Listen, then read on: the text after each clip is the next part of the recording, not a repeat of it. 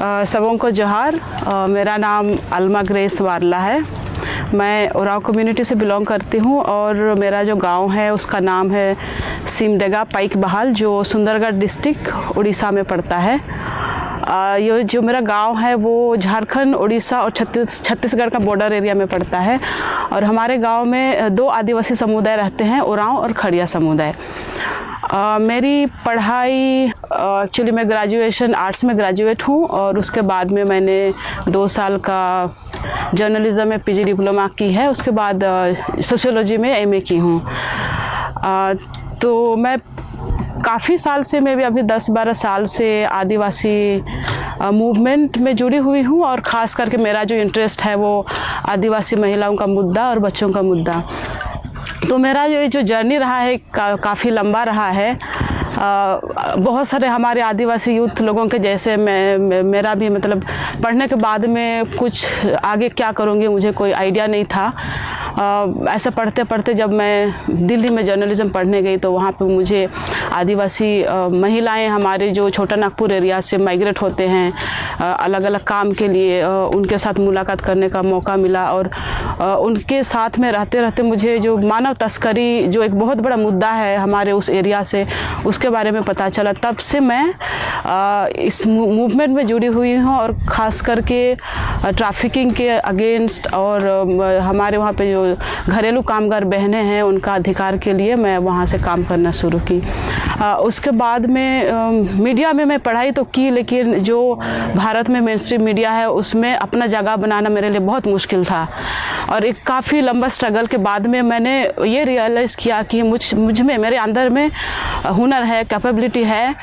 और ये भी पता था कि मेनस्ट्रीम सोसाइटी या तो मेनस्ट्रीम मीडिया में मुझे जगह नहीं मिलेगा। तो मेरा जो स्ट्रगल रहा है छोटे से ही, खास करके अपना आदिवासी आइडेंटिटी को ले करके, वो मुझे धीरे धीरे बहुत स्ट्रॉन्ग एक पर्सनालिटी बनाते गया। तो ना मैं अपने लिए एक स्पेस क्रिएट करी और देखी कि जो आदिवासी समाज या आदिवासी इतिहास है उसमें बहुत सारी चीज़ जो अलिखित है वो कहीं पे इतिहास में, भारत का जो इतिहास है उसमें दिखाई नहीं देता है।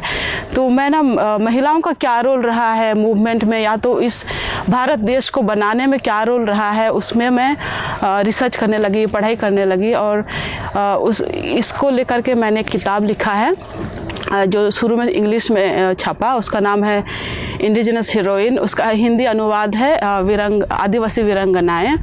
तो उसमें मैं ये दिखाने के लिए कोशिश की हूँ कि भारत का अलग अलग एरिया में आदिवासी मूवमेंट तो हुआ, महिलाएं थे, उसका यहाँ वहाँ जिक्र है पर लिखित में कहीं नहीं मिलता है। तो ये बहुत इंटरेस्टिंग काम मतलब पता चला। और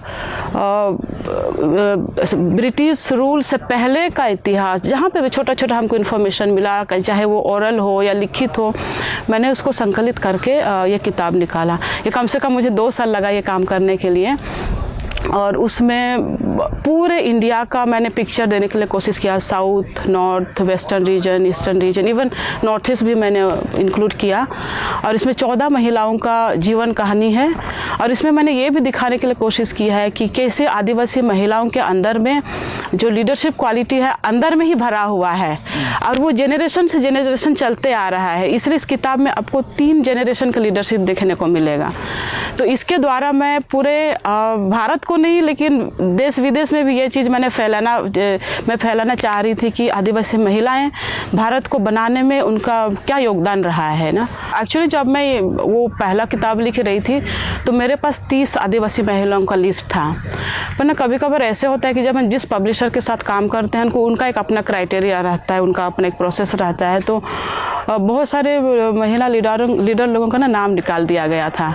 और काफ़ी सारा चीज़ जब हम पब्लिशर के साथ काम करते हैं तो बहुत सारी चीज़ कॉम्प्रोमाइज़ करना पड़ता है ना।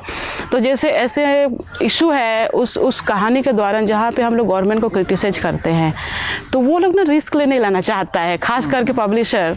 हम गवर्नमेंट को क्रिटिसाइज नहीं कर सकते, आर्मी को क्रिटिसाइज नहीं कर सकते, पुलिस को। हालांकि आदिवासी महिलाओं के साथ में जो हो रहा है उसमें पुलिस, CRPF का जो रोल रहा है वो सब मैं ओपनली लिखी थी, लेकिन उसको ना पब्लिशर ने निकाल दिया था। तो आप ऐसा, तो इसलिए मैं अभी उसका 2nd वॉल्यूम में काम कर रही हूँ और मैं उसको अपने तरीके से पब्लिश करने का सोच रही हूँ। वही होना चाहिए। yes. क्योंकि जब तक आप अपनी आवाज़ को स्वतंत्र रूप से नहीं रखेगी, हाँ। तब तक तो काट छांट वाला ही साहित्य हमारे सामने आएगा ना। मैं एक गांव से आती हूँ। अब गांव में एजुकेशन सिस्टम कैसा है, वहाँ का क्वालिटी ऑफ एजुकेशन जैसा है, बहुत मुश्किल होता है ना हम लोगों को इस लेवल तक आने तक। लेकिन पता नहीं वो जर्नी के थ्रू, स्ट्रगल के थ्रू में कहीं ना कहीं मैंने अपना वो जो छोटा सा हुनर था उसको मैंने डेवलप किया, और जहाँ जहाँ पे अपॉर्चुनिटी मिला तो मैं उसका पूरा फ़ायदा उठाया, और मैंने कोशिश भी किया और बहुत हार्ड वर्क भी किया है, बहुत इजी नहीं रहा है। तो जब हम लिखना शुरू करते हैं तो क्योंकि हमारे अंदर से आता है ना, और वो नॉलेज है हम में, पर हम कॉन्फिडेंस नहीं है कि उसको कैसे लिखा जाए। जब तक पेन और पेपर नहीं उठाएंगे, जब तक उसको हम लिखित में नहीं रखेंगे, ज़बरदस्ती अपने फोर्स नहीं करेंगे अपने आप को, तो नहीं आएगा। तो एक चीज़ मैं अभी क्या कि रिसेंटली मैं उड़ीसा में एक वर्कशॉप रखी थी राइटिंग स्किल के ऊपर। उसमें हम यूथ लोगों को बुलाया था जो कि कॉलेज स्टूडेंट्स हैं, जो कम्युनिटी लेवल में काम कर रहे हैं, अलग अलग लेवल का, करीब 10-15 थे। उसमें ज़्यादा तो नहीं थे, हम छोटे पैमाने पर किया था। तो ना मैं उनका राइटिंग स्किल, थॉट स्किल को मैं टेस्ट करना चाह रही थी। और जैसे हम लोग को जर्नलिज्म में सिखा जाता है कि कैसे शॉर्ट प्रेस नोट लिखना है, जो शॉर्ट न्यूज़ कैसे लिखना है, तो जब मैं टेस्ट कर रही थी ना, तो 15 में से 10 जन का पूरा राइटिंग स्किल मुझे दिखाई दिया। पर वो लोग कभी अपने आप को मतलब सोचा नहीं कि मैं लिख सकता हूँ या लिख सकती हूँ ना। तो ऐसे मैं देखी हूँ कि हुनर है यूथ में, और मैं उनको ये सजेशन देती हूँ कि अपना पढ़ने के बाद में सिर्फ गवर्नमेंट नौकरी या तो कोई कंपनी में घुसने का मत सोचिए। हमारे आदिवासी समाज में इतने रिसोर्सेस है, इतने नॉलेज है कि हम लोग रिसर्च, डॉक्यूमेंटेशन, मीडिया, अभी मॉडर्न मीडिया, ये सारा यूज़ करके हम अपना ही करियर बना सकते हैं। तो ये क्या है कि खास करके जिनमें ये गुण है थोड़ा बहुत, उनको हम लोग को बस गाइड करना है, उनको एनकरेज करना है, और लिख सकते हैं हमारे लोग। ये लिखने का आपको कहाँ से प्रेरणा मिली? इस तरह का काम करेंगे या इस तरह का काम होना चाहिए, ये कहाँ से आपको ये थॉट कहाँ से आया था?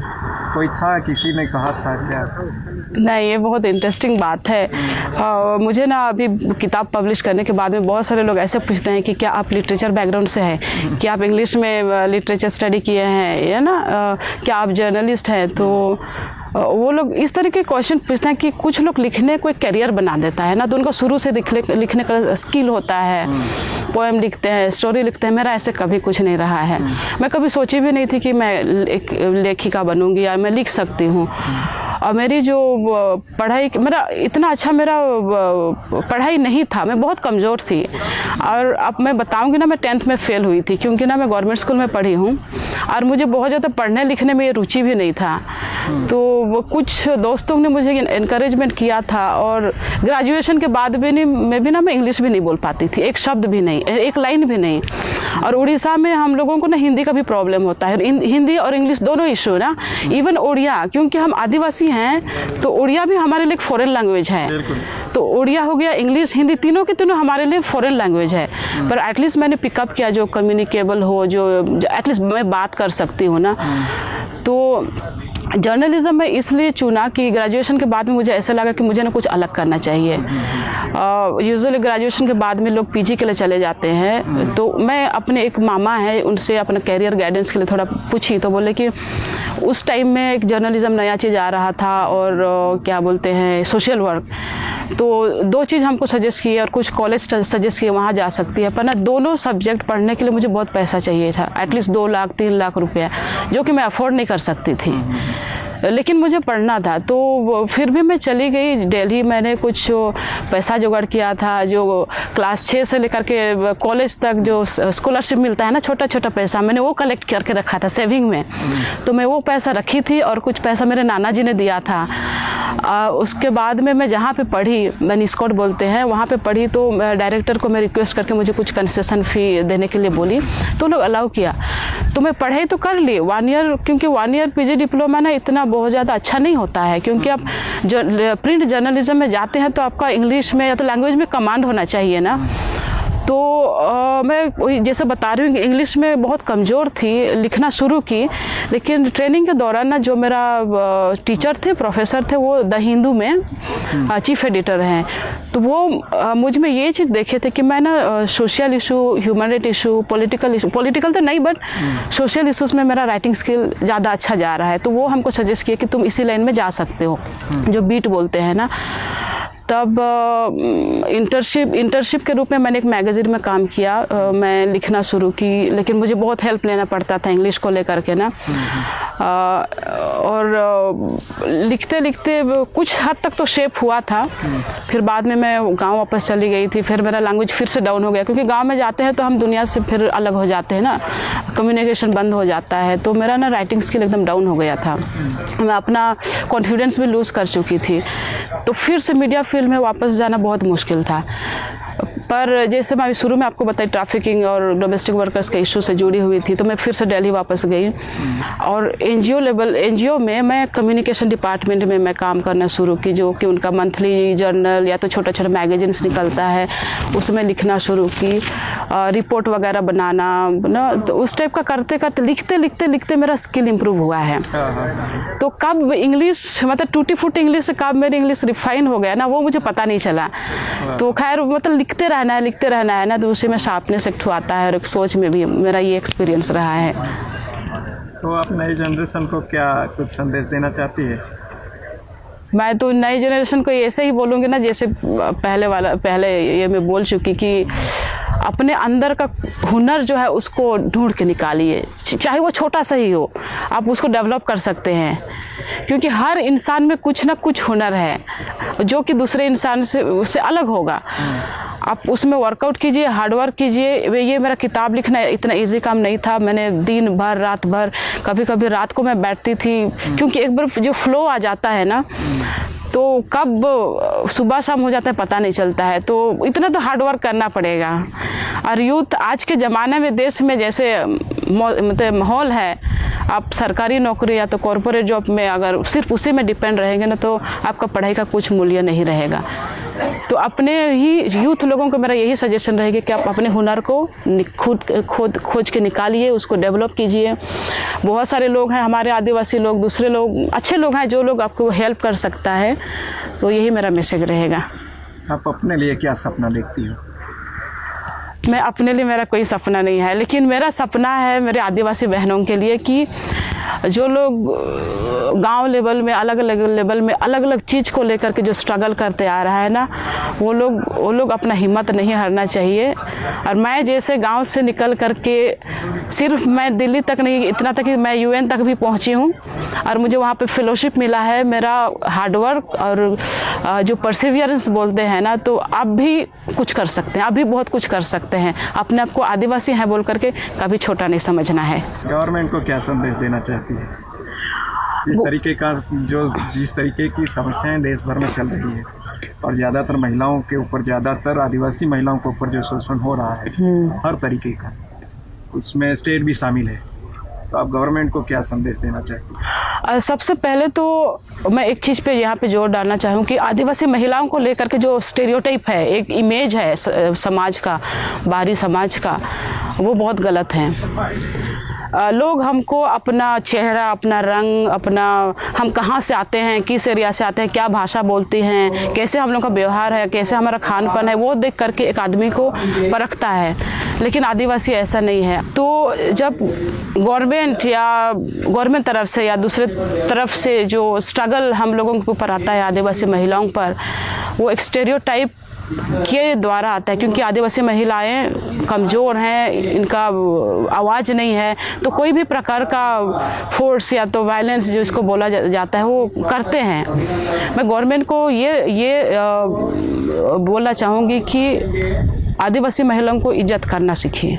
आपके जो सरकारी कर्मचारी हैं, जो ग्रास रूट ग्राम लेवल में काम कर रहे हैं, उनको समझना होगा कि हम भी मनुष्य हैं।